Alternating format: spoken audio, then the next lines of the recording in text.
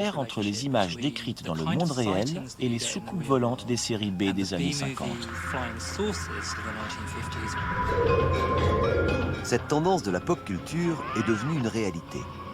De plus en plus de gens disent avoir vu des ovnis. Et les autorités militaires refusent de reconnaître toute implication.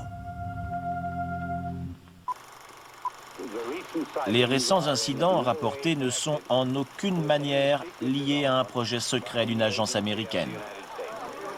Mais les liens avec l'armée sont réels.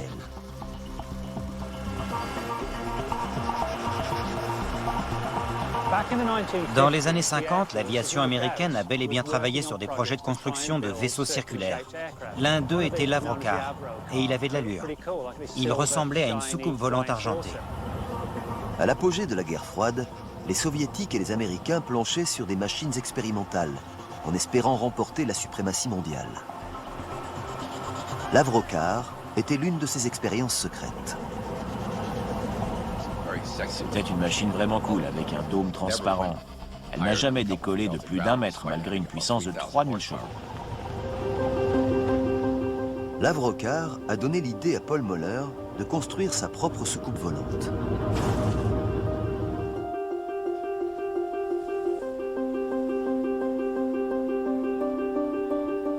Je pense que ça rappelle l'image de la machine qu'on voyait dans le dessin animé Les Jetsons dans les années 60, avec le dôme transparent et une grande liberté de mouvement.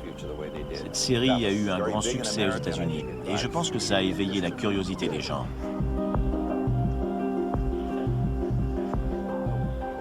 Quand on abaisse le dôme, on se retrouve dans un univers très confortable.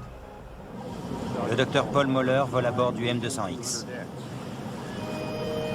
Paul Moeller est l'un des rares à pouvoir affirmer avoir piloté une vraie soucoupe volante. Les moteurs OMC accélèrent. On se sent comme sur un tapis volant. À bord d'un hélicoptère, il y a beaucoup de vibrations. Puis on a l'impression d'être soulevé par le dessus. Au contraire, cet engin n'émet aucune vibration. Le moteur rotatif est comme celui d'une machine à coudre. La puissance vient d'en dessous et la sensation n'a rien à voir. On a l'impression de flotter. C'est extraordinaire, comme sur un tapis volant. Mais avant la généralisation des systèmes de stabilisation informatisés, voler à bord de cette machine était très dangereux. Mise à feu. Le problème sur Terre, c'est l'aérodynamique. L'air qui circule autour du véhicule génère une capacité de levage qui déstabilise le vaisseau. Bien sûr, on peut rajouter une queue à l'appareil pour le rendre stable sur le plan aérodynamique.